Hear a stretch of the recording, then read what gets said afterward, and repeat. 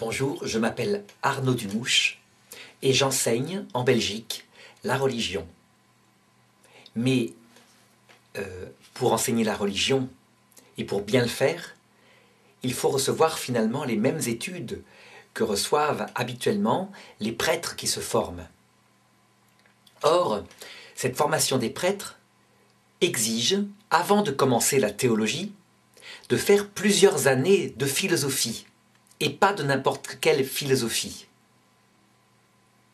Cette série de leçons va essayer de présenter la philosophie réaliste telle que l'Église catholique, à travers ses papes et à travers Benoît XVI, qui vient de réinsister sur les études qui sont nécessaires à ceux qui se disposent à enseigner la théologie. Donc quel genre de philosophie il est demandé? C'est ce qu'on appelle une philosophie réaliste. Et le théologien qui a été sur ce point le plus mis en avant par toute l'Église catholique depuis le Moyen-Âge, c'est celui qu'on appelle le docteur commun, à savoir saint Thomas d'Aquin. Alors tout au long de l'histoire, on voit des papes qui mettent en avant sa manière de faire, non seulement d'ailleurs en philosophie, mais aussi en théologie. Ça ne veut pas dire que tout ce qu'il a dit, saint Thomas d'Aquin, le docteur commun ou le docteur angélique, tout ce qu'il a dit est vrai à 100%. On sait qu'il s'est trompé sur de nombreux points en théologie, ne serait-ce que l'Immaculée Conception, et le fait que le salut ne serait pas proposé à tout homme. On sait qu'il s'est trompé aussi sur de nombreux points en philosophie et en sciences. C'est normal, c'est un précurseur. Donc il ne faut pas être à l'école de saint Thomas d'Aquin en ce qui concerne 100% des conclusions qu'il donne. Ce qui reste absolument valable chez lui, c'est sa méthode. Sa méthode non seulement en théologie, mais je le verrai un petit peu plus tard, mais sa méthode aussi en philosophie. Et cette méthode, il ne la prend pas lui-même, il la reçoit de celui qu'il appelle le philosophe et qui est Aristote. Aristote, c'est celui qui est philosophe réaliste. Ça veut dire qu'il n'a comme but dans sa recherche que la connaissance du réel. Son système philosophique finalement n'a pas d'importance. Ce qui compte pour Aristote, c'est la vérité, c'est-à-dire l'adéquation de ce qu'il va dire et de ce qu'il va comprendre à la réalité elle-même. Plus ce qu'on dit ou ce qu'on comprend est adéquat pour Aristote à la réalité observée, et plus on approche de la vérité qui est la conformité justement de la pensée ou de la chose dite à la réalité. Et c'est cette définition de la philosophie que l'Église, à travers le pape Benoît XVI, canonise entre guillemets. C'est-à-dire qu'il demande à ceux qui se forment pour devenir théologiens ou pour devenir prêtres, de se former à cette école-là. Alors il ne s'agit pas, bien sûr, de se former matériellement à l'école d'Aristote sur tous les points, même si Aristote a encore de grandes vérités qui ne sont pas dépassées. Mais il s'agit de se former à cet esprit qui vient d'Aristote et qui finalement n'est rien d'autre que l'esprit scientifique. La science moderne, ce qu'on appelle la science positive, elle a repris la méthode d'Aristote en l'appliquant à la recherche sur la matière. Ça veut dire que la science moderne n'a comme but unique que d'être conforme au plus possible à la réalité matérielle qu'elle étudie. Une théorie scientifique sera réputée valide, sachant qu'elle n'est pas conforme au réel, le réel est tellement immense, mais elle sera réputée valide dans la mesure où elle rend compte le plus possible du réel. Et si un jour on trouve un modèle scientifique, se servant des maths, puisque là je parle de science moderne, et qu'elle touche à la matière, et que la matière fonctionne selon des critères mathématiques, c'est ce qu'on constate. Eh bien si un jour on trouve un modèle mathématique qui correspond mieux à la réalité, eh bien le modèle ancien, on l'abandonne. Le seul maître, c'est bien le réel en sciences modernes. Et bien de la même façon, la philosophie qui plaît à l'Église catholique et qu'elle demande à ceux qui se forment de faire, c'est une philosophie qui n'a comme maître que le réel. Observez. Et à partir de là, on peut dire qu'on suit l'esprit de saint Thomas d'Aquin en philosophie. Alors quel est le but de cette série de leçons nouvelles que, en 2011, je mets sur Internet? Le but, ce n'est pas seulement de faire une introduction, comme je viens de le faire, à la philosophie.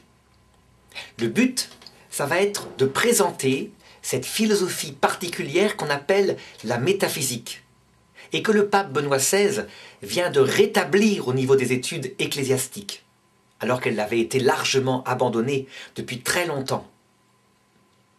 Donc, avant d'aborder ce qu'est la métaphysique, je vais évidemment introduire à ce que c'est que cette philosophie réaliste. Et je vais y passer un petit peu de temps. Et donc, dans cette première leçon, je voudrais d'abord définir ce que c'est que la philosophie. Pour mieux le définir, je vais aussi définir les deux autres disciplines qui finalement sont souvent confondues par beaucoup de gens avec le domaine de la philosophie, à savoir la science et d'autre part la théologie révélée. En comparant les trois, je crois qu'il sera beaucoup plus facile de comprendre ce que j'entends par philosophie réaliste. Alors, commençons par la science. Pour définir une discipline, quelle qu'elle soit, saint Thomas d'Aquin donne une petite distinction qui est très pratique au tout début de sa somme de théologie. Il dit que toute discipline a d'abord un objet matériel qu'elle regarde. Un objet matériel, ça veut dire un objet concret sur lequel elle se porte. Par exemple, le menuisier, l'objet matériel qu'il travaille, c'est le bois. Eh bien, pour ce qui est de la science moderne, je crois que l'objet, c'est la matière en général. La science moderne, dans ses progrès immenses qui ont changé l'image du monde elle-même, n'a qu'un seul objet, c'est ce qui est matériel et qu'elle peut observer. Alors évidemment, cette science moderne se transformera en positivisme et en matérialisme si elle prétend qu'il n'existe dans le monde que des objets matériels. Et c'est ce qu'on voit parfois chez certains scientifiques qui prétendent que, par exemple, l'amour, l'âme d'une personne, c'est-à-dire sa profondeur intérieure, je parle dans ce sens-là, ne serait que de la chimie. Là, le scientifique qui dit ça, il est matérialiste. Mais en fait, ce n'est pas vraiment un scientifique.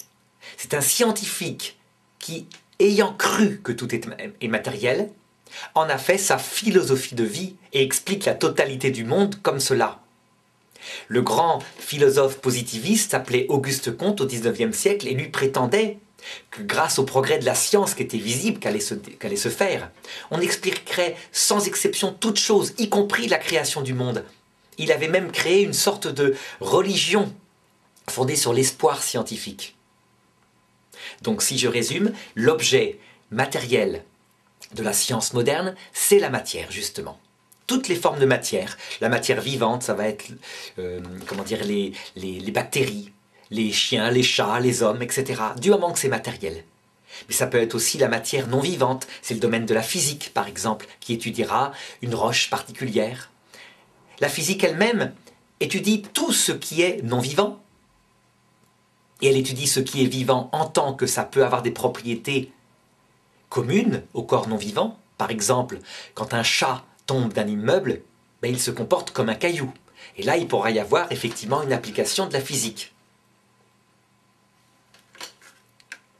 Mais lorsqu'elle étudie ce corps vivant sous un aspect encore plus précis, plus restreint, par exemple, si elle ne s'occupe que des roches, eh bien, elle pourra porter un autre nom, comme par exemple la géologie. Quel est l'objet matériel maintenant de la théologie révélée, comme par exemple une forme de théologie révélée, la théologie catholique. Mais il en existe d'autres formes qui sont peut-être vraies, peut-être fausses pour le philosophe, et lui ne saura pas. Mais, en tout cas, ce sont des théologies révélées.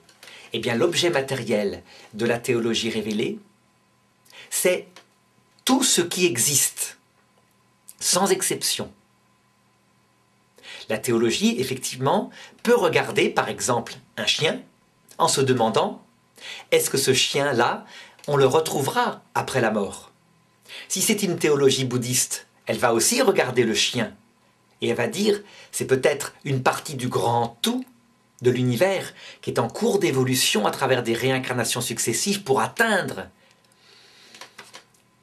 le nirvana, c'est-à-dire le fait de se rendre compte ou de se fondre justement dans le grand tout dont on est sorti au début.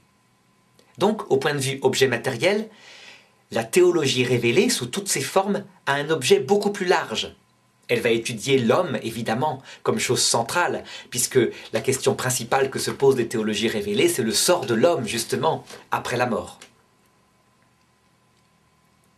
Quel est l'objet maintenant de la philosophie? Eh bien, la philosophie, elle a un objet plus vaste que la science moderne. Elle ne va pas étudier seulement les objets matériels, les corps, faits de matière. Elle étudie en fait d'autres choses qui ne sont pas matérielles, comme par exemple l'amitié. Le philosophe regarde ce que c'est que l'amitié. Le scientifique moderne ne peut rien dire de ce que c'est que l'amitié.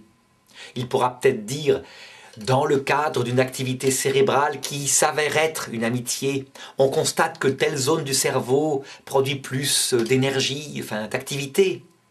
Il le regardera avec un électroencéphalogramme. Ça sera de la biologie. Mais pour définir exactement ce que c'est que l'amitié, à savoir une identité de volonté entre deux personnes qui s'aiment réciproquement, eh bien, on n'est plus en science positive. On est dans un domaine plus vaste qui s'appelle la philosophie. Elle étudie donc l'amitié, mais elle peut étudier aussi ce que c'est que la psychologie humaine, la psychologie d'un animal. Elle peut étudier un être concret dans son devenir par rapport à ce qu'il a vécu dans son enfance. En fait, quand on regarde l'objet matériel de la philosophie, on s'aperçoit que c'est tout, sans exception. Donc que l'objet a autant d'extension que celui de la théologie. Et qu'il a beaucoup plus d'extension que celui de la science moderne. Mais alors, dira-t-on, si l'objet de la philosophie c'est le même que l'objet de la théologie révélée, qu'est-ce qui distingue ces deux sciences? Rien du tout en apparence. Eh bien justement si. Et pour cela, saint Thomas d'Aquin, il dit que pour distinguer une science, il ne faut pas seulement regarder l'objet matériel qu'elle étudie, mais il faut regarder de quelle manière, sous quel aspect elle l'étudie. Et il appelle ça, dans le langage technique de la scolastique, il appelle ça la raison formelle. La raison, donc ça signifie bien ce qui est dans la tête, ce qu'on étudie, ce qu'on réfléchit. Et pourquoi elle est formelle? C'est parce qu'elle donne une forme à notre connaissance de tel objet matériel particulier. Donc pour le comprendre, si je montre par exemple cette télécommande de la caméra que je suis en train d'utiliser, objet matériel, je peux l'étudier. Très bien. Maintenant, si je le regarde en tant qu'il est esthétique, je rentre dans une discipline particulière qui s'appelle l'art. Et un objet comme ça, il a un design. C'est un objet utilitaire, mais ceux qui l'ont pensé ont voulu lui donner une certaine beauté. Et puis, du côté de l'utilité, un côté pratique, intuitif. Mais si je le regarde en tant qu'il est fait d'une certaine matière, du plastique, qui elle-même sort du pétrole, et le pétrole sort lui-même de vivants qui sont morts il y a des millions d'années. Et ces vivants eux-mêmes sont sortis de la matière minérale qu'ils ont peu à peu transformée au cours des milliards d'années. Eh bien, j'entre à ce moment-là dans une autre discipline, toujours ayant comme objet cette télécommande. Et la discipline va être la physique, mais j'ai bien discerné dans cette physique d'autres aspects, comme par exemple le devenir de la matière qui l'a composée, le pétrole, etc. Et là, je rentre dans autre chose qui peut être la géologie, qui peut être la chimie. Bref, toutes sortes de disciplines scientifiques faisant partie de l'étude de la matière vont apparaître et elles auront toutes une manière différente d'observer cette télécommande. Eh bien, si je l'étudie, cette télécommande-là, en philosophie, je vais l'étudier sous toutes les approches possibles. Je dois tout pouvoir dire d'elle, et pas seulement ce qui concerne sa matière. Ça, c'est le domaine de la science. Par exemple, je pourrais étudier le fait qu'elle a appartenu à quelqu'un de particulier, dont je retrouverais peut-être dedans, en regardant très très microscopiquement, en observant par exemple d'une science comme la génétique, je retrouverais son ADN, et donc je retrouverais son histoire.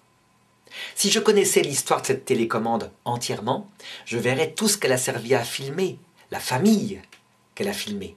Mais aussi, puisque je m'en sers pour des cours de philosophie et de théologie, eh bien les cours qu'elle a filmés. Le domaine est donc bien plus vaste que la simple science moderne. Le domaine de la philosophie est immense. Reprenons précisément. Quelle est donc la raison formelle de la science moderne ? Elle étudie donc les corps matériels, et toujours sous un aspect particulier, elle les étudie en tant qu'elle peut les mesurer d'une manière ou d'une autre avec un outil mathématique. Toute la science moderne, ce qui a fait son génie, c'est l'outil mathématique. Et c'est pour ça qu'on embête les enfants sans arrêt en leur faisant faire des maths en classe. C'est parce que ça a eu une efficacité extraordinaire sur notre vie. Il s'est avéré que la matière de toute chose avait un rapport avec les mathématiques. On pourrait dire que les objets matériels sont structurés mathématiquement. C'est un fait, on l'a constaté. Alors qu'est-ce qui différencie maintenant cette science moderne de la philosophie ? Eh bien la philosophie, elle va étudier toutes les réalités qui existent, sans exception. Pas seulement les corps matériels, mais elle étudie aussi les corps matériels, ce qui veut dire donc que la science moderne fait partie de la philosophie réaliste. Elle en est une petite partie, la partie qui s'occupe du matériel. Donc elle étudie tout, mais pas de n'importe quelle matière. Elle étudie en tant qu'elle peut le découvrir par les simples forces naturelles de l'intelligence, sans aucune révélation, uniquement par tous les moyens naturels de l'intelligence. Et tout est accepté. Donc d'abord l'expérience, évidemment, mais pas seulement. Par exemple, si je regarde la Lune avec mon expérience, je vois un corps qui a la même taille que le Soleil. Or, je me trompe si je dis que la Lune a la même taille que le Soleil. En réalité, si je veux être conforme à la réalité,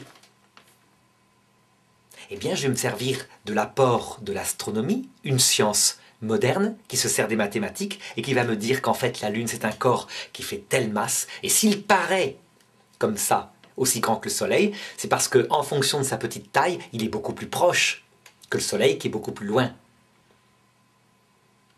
L'essentiel pour la philosophie, c'est qu'elle ne se serve que des forces naturelles de l'intelligence. On pourrait dire que finalement la philosophie, c'est l'attitude de saint Thomas l'apôtre.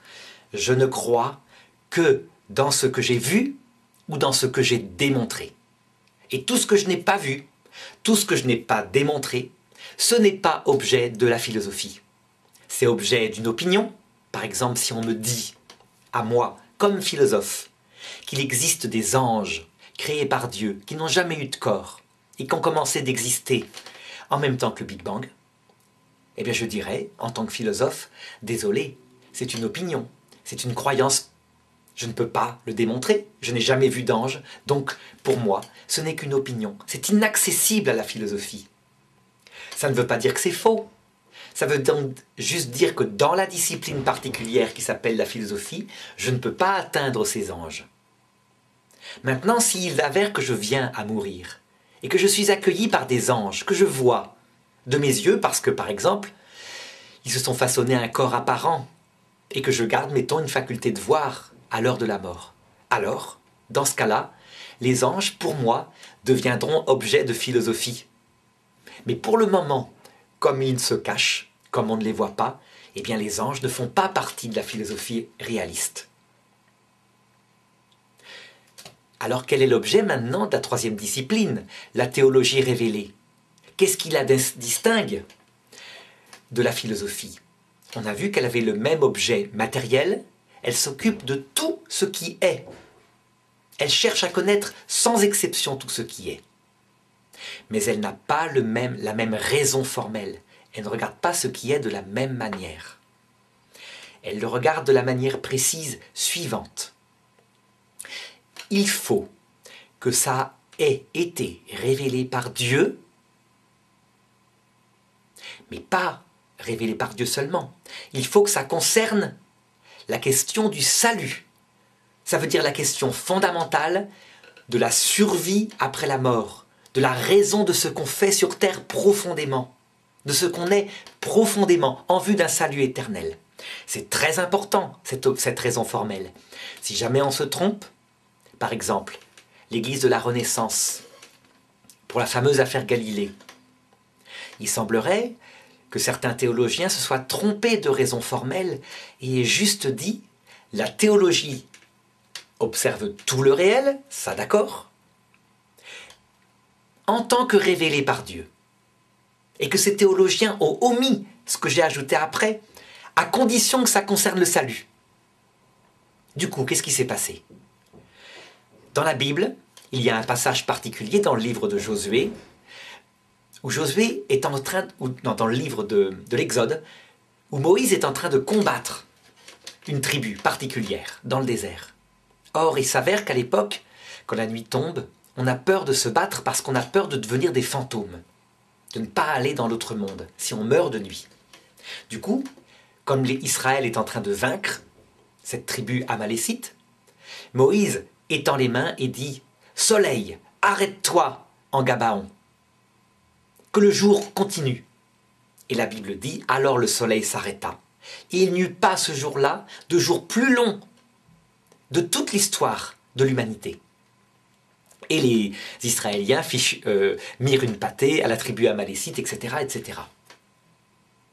Eh bien, ces théologiens de la Renaissance disaient « Si nous regardons la Bible, c'est donc le livre de la Révélation, il est dit que le soleil s'arrêta. S'il est dit que le soleil s'arrêta, c'est donc bien qu'il est révélé, qu'il tourne autour de la Terre. » Or, Galilée, avec sa lunette et ses calculs mathématiques, se rendit compte que Copernic avait raison.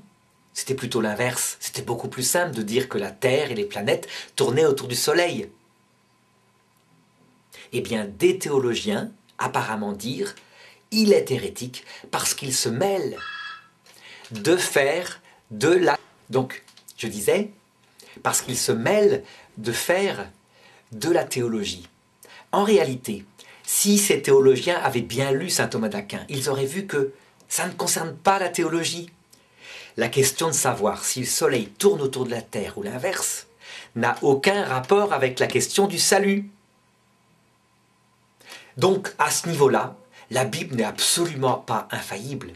Elle parle avec le langage des hommes qui l'ont écrit.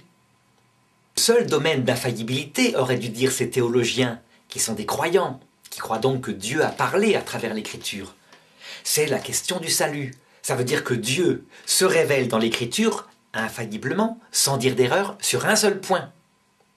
Comment est-il possible d'aller au ciel? Et encore, Dieu se révèle petit à petit. Ça veut dire que Moïse ne connaît que très peu de choses par rapport à l'immensité de ce que Jésus révélera plus tard. Donc, disons que c'est infaillible par rapport à un peuple primitif du temps de Moïse, et que ce n'est pas la révélation ultime. Les choses vont s'approfondir au cours des temps. Donc on voit, pour une simple erreur de raison formelle, on peut très bien confondre et mélanger les sciences. C'est pourquoi cette première leçon qui définit ce qu'est exactement la philosophie, elle est finalement très importante. Elle évitera des confusions et des passages d'un niveau à l'autre, surtout dans les conversations qui touchent par exemple à des sujets sensibles, comme la question de la création du monde, de l'origine de la vie. En sciences modernes, qui est une méthodologie qui ne s'occupe que de l'aspect matériel, si on est strictement scientifique, actuellement, on ne sait pas comment le monde est apparu. Parce que, avant un certain mur de Planck, un niveau de concentration du monde tellement important que les équations mathématiques n'ont plus pouvoir d'explication, on ne sait rien. Donc théoriquement, en sciences modernes, on devrait dire, à partir de quelques secondes après ce qui semble être le Big Bang, on ne peut rien dire. Ce n'est plus de la science, c'est de la philosophie. Donc quand, par exemple, des physiciens comme les frères Bogdanov, ou comme le célèbre physicien qui est handicapé, qui s'appelle Stephen Hawking, parlent d'une théorie sur l'origine du monde, en réalité, ils ne sont pas physiciens. Ils sont des philosophes qui cherchent la question de l'origine.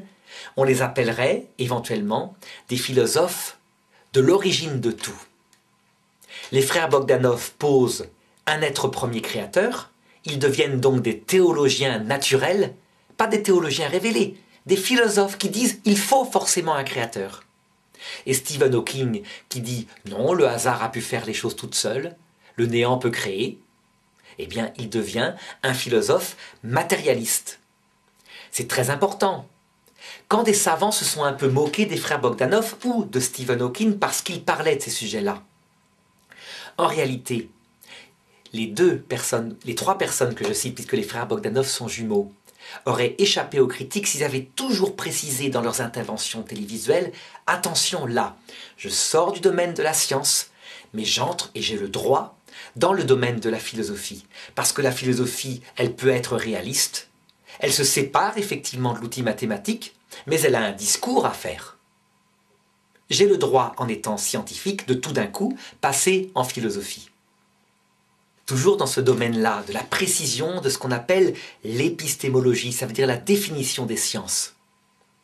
Quand on voit des théologiens protestants ou musulmans fondamentalistes dire que l'origine du monde s'est passée matériellement comme le dit la Bible, ça veut dire que le monde a maximum 6000 ans ou 7000 ans, que les hommes ont connu les dinosaures, etc. Eh bien, en réalité, en tout cas pour un théologien catholique, ces hommes-là sont dans une théologie matérialiste, c'est-à-dire qu'ils sont fondamentalistes. Ils prennent le texte au sens matériel dans un domaine qui ne le concerne pas. Puisque la question de savoir si la Terre a 7000 ans n'a aucun rapport avec le salut. Cette question-là est une question scientifique. Et donc, on croit pouvoir prendre dans la Bible des données qui concernent la cosmologie, qui ne concernent pas la théologie, et on croit pouvoir les imposer à la cosmologie. Qu'est-ce que fait l'Église catholique et l'Église orthodoxe, elle? Elle dit, le domaine de la datation du monde, savoir quelles sont les espèces qui sont apparues les premières, c'est le domaine de la science moderne et éventuellement de la philosophie. Je le laisse donc à ces disciplines-là. Et je ne m'en occupe pas. Ah, je peux avoir comme pape, dira Benoît XVI, ou Pie XII l'avait fait aussi, une opinion. Mais lorsque je pose une opinion en disant que je pense qu'il y a effectivement un dessein intelligent, je me pose, moi pape, ce que dira Pie XII, en philosophe.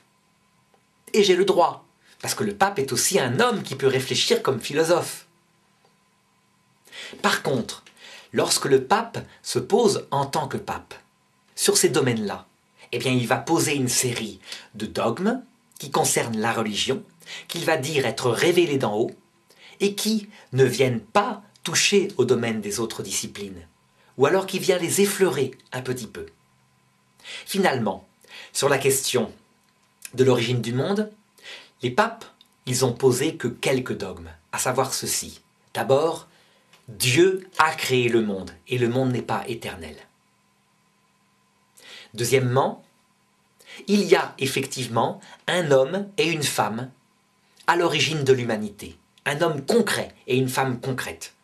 Mais, pour savoir d'où vient leur corps, s'ils procèdent de l'évolution des singes qui ont préexisté, ou si Dieu l'a créé directement, ça c'est à la science de le déterminer. Et les papes disent, apparemment la science montre que le corps vient de l'évolution. Il y a des choses communes au niveau ADN avec le singe, enfin avec des ancêtres du singe, et donc il n'y a pas de problème. La seule chose qu'imposent les papes, dans leur domaine théologique, c'est de dire l'esprit humain, intelligence et volonté, implique une âme spirituelle qui est créée directement par Dieu. Donc le premier homme et la première femme ont peut-être un corps animal, mais Dieu leur a créé une âme. Ce qui explique qu'on pense à des choses autres que les singes. On n'est pas borné uniquement à des questions de nourriture, de reproduction ou de groupes sociaux. On peut penser à l'éternité. On peut penser à des concepts abstraits. L'Église a toute une série d'autres dogmes sur ça, sur l'origine de l'humanité, mais on peut voir que, en fait, il ne touche jamais le domaine des autres disciplines parce qu'il concerne l'état de l'âme. Par exemple, quand l'Église dit que Adam et Ève avaient au départ une grâce originelle de sagesse, ils savaient répondre de manière surnaturelle, par une grâce de Dieu, aux 3 questions: d'où est-ce que je viens, qui suis-je et où est-ce que je vais? Eh bien, cette chose-là, personne ne pourra jamais le contredire en science, puisqu'il n'y a pas de trace de ça. Ce que la science va par contre démontrer, c'est que les premiers hommes ne connaissaient absolument rien en technique et en science. On le voit bien, puisqu'ils ont commencé par tailler des pierres grossièrement, puis petit à petit par s'affiner, les tailler de plus en plus finement, avant de s'améliorer, d'inventer les arcs, les flèches, etc. Donc ils ont progressé, il a bien fallu qu'ils apprennent, on le voit très nettement dans les traces. Donc si jamais un théologien commençait à dire « Ah non, Adam et Ève avaient aussi une grâce de science, ils avaient appris la physique nucléaire », là les scientifiques pourraient dire « c'est ridicule ». Et l'Église confirmerait en disant « mais c'est ridicule ». D'abord, ça n'a aucun rapport avec le salut. La seule chose qui a rapport avec le salut, c'est de savoir est-ce que Adam et Ève étaient des êtres humains lucides sur la question justement du sens de la vie ou pas. Alors cette série de leçons portera donc sur le domaine de la philosophie. Il ne faudra donc pas s'étonner qu'elle exclue toute approche du donné révélé de la foi catholique, même si elle est faite par quelqu'un qui, à part cela, enseigne aussi la théologie catholique à l'école du pape.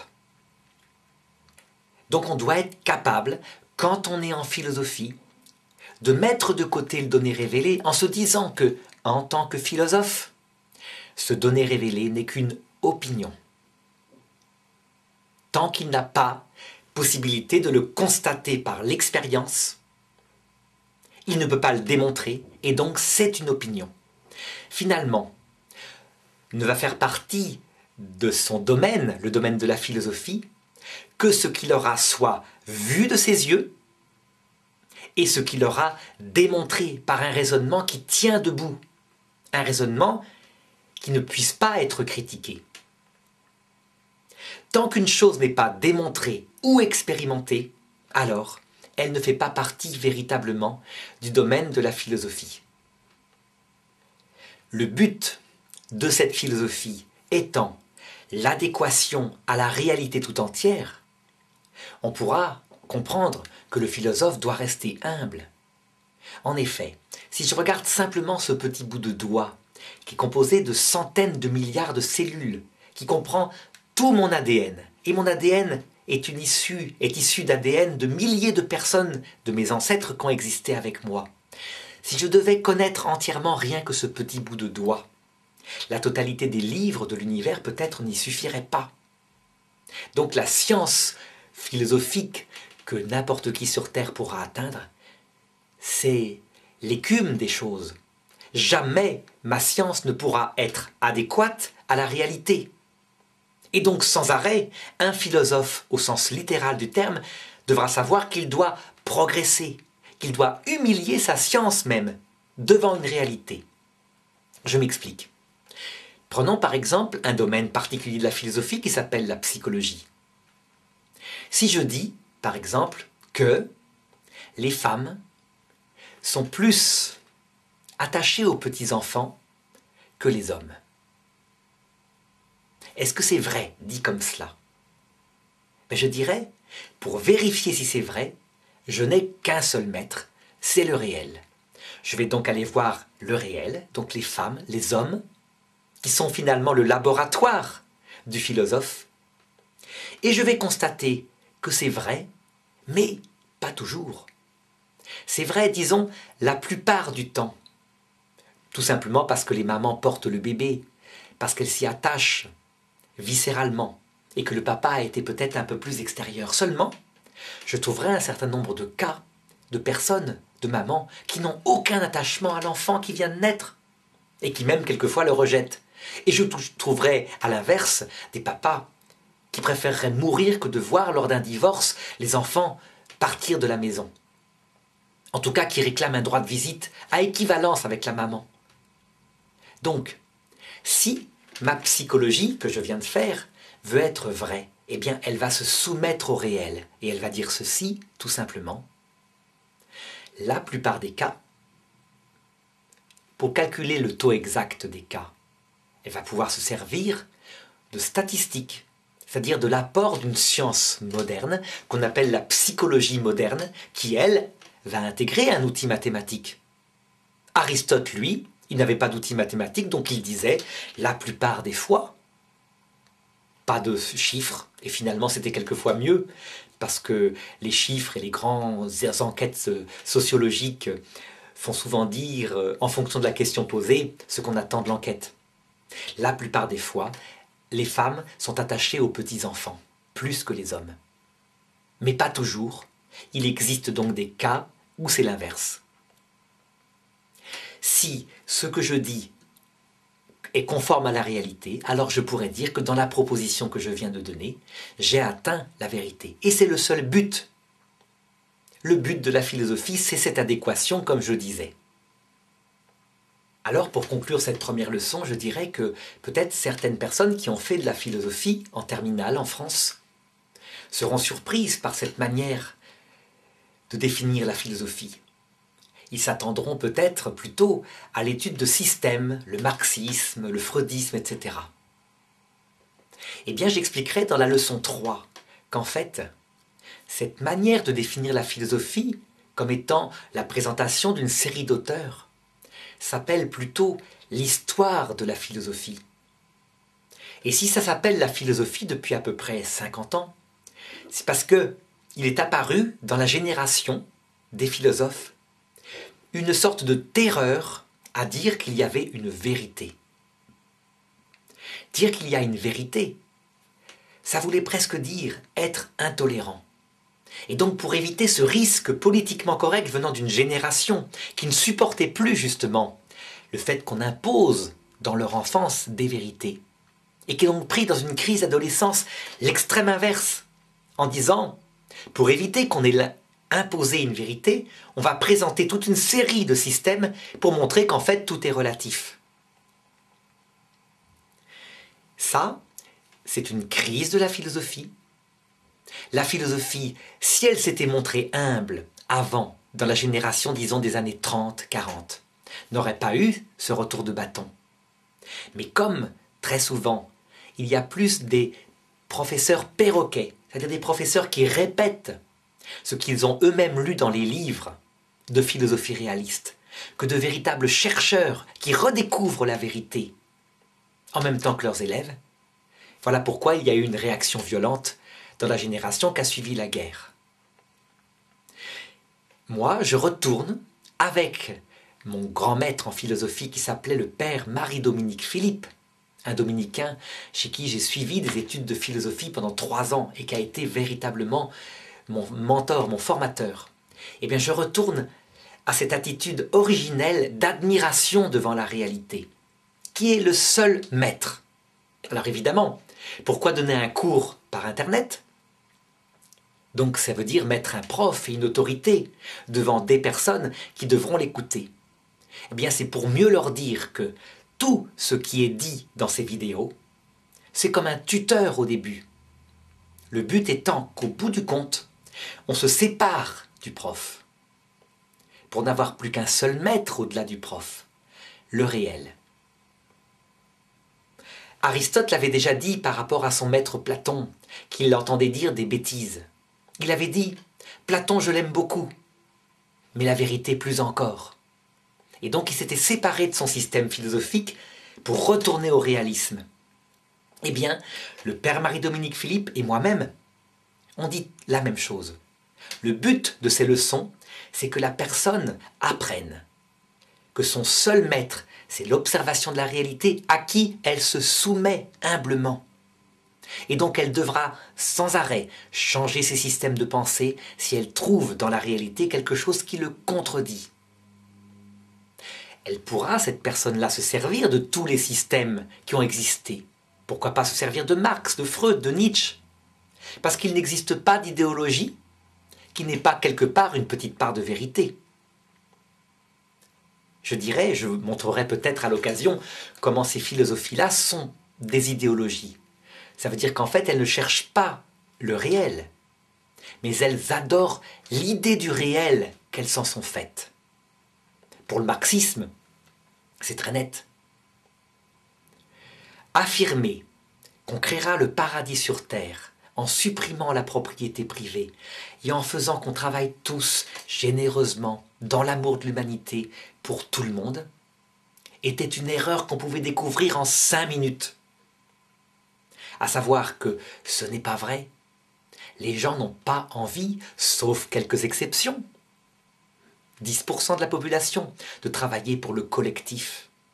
On travaille pour sa femme, pour ses enfants. Et c'est à l'État de se servir de ces forces qui sont égoïstes finalement, qui sont une générosité intrafamiliale, pour faire que la société entière s'enrichisse. Ils auraient pu s'en rendre compte très vite, mais comme le système était plus important que l'homme, eh bien quand l'homme s'opposait au système, il coupait la tête aux hommes. C'est ce qu'on appelle une idéologie. Là, au contraire, on se soumet au réel. Ça veut dire que si jamais on construit par l'orgueil, parce qu'on est tous un peu orgueilleux, un système qui ne correspond pas à la réalité, alors on évacue le système, on le modifie avec le seul maître, toujours le réel. Voilà pour cette première leçon.